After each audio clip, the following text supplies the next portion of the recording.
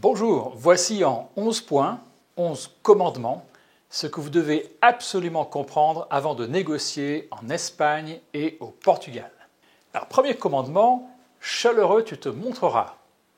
Pourquoi? Parce qu'en Espagne, comme au Portugal, les gens sont très chaleureux et ils n'évitent jamais le contact physique. Donc attention, ne pas respecter la règle britannique des 3 feet apart.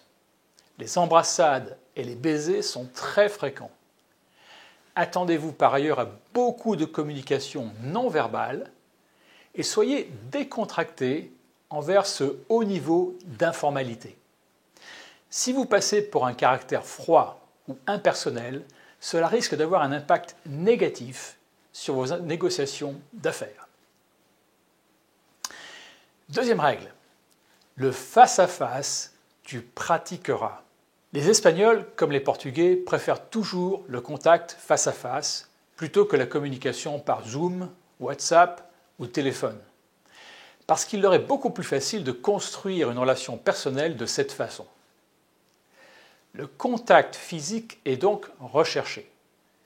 Les gens vont être très proches pendant la conversation et ils vont maintenir le contact visuel lorsqu'ils parlent. Troisième commandement, la hiérarchie tu respecteras. Étant des pays très hiérarchiques, tant l'Espagne que le Portugal sont des pays où les négociations sont prises seulement par les dirigeants au plus haut niveau dans l'entreprise. Le chercheur hollandais Geert Hofstede nous rappelle que les Espagnols ont une distance au pouvoir de 57 sur 100 et les Portugais 63 sur 100. Pays donc très hiérarchique. Numéro 4. Les deux mains tu serreras à l'occasion de chaque rencontre, y compris lorsque ton interlocuteur tu ne connais pas. En Espagne, les hommes se serrent les deux mains, la main gauche sur l'avant-bras droit de l'interlocuteur. La poignée de main ne doit pas être trop ferme. Et une fois établie une bonne relation, les hommes s'embrassent et se donnent des tapes amicales sur l'épaule. Les femmes peuvent se baiser sur les joues, premièrement sur leur joue gauche. Commandement numéro 5.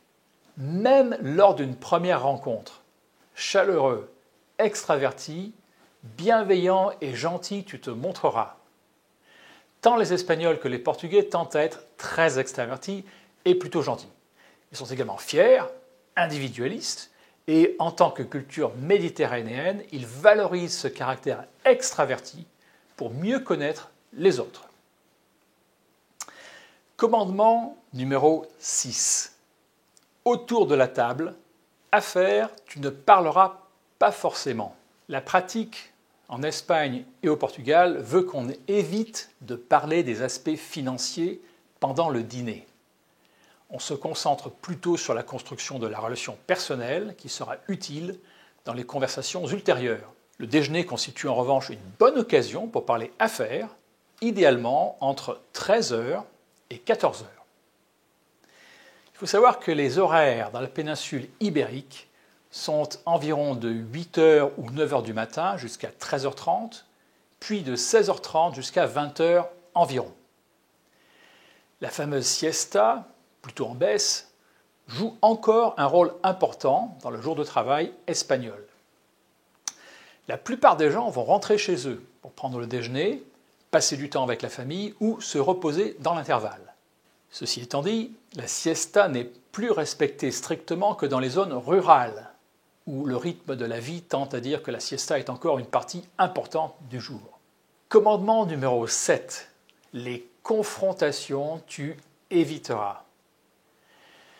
Tant les Espagnols que les Portugais n'aiment pas avouer leurs torts, surtout en public.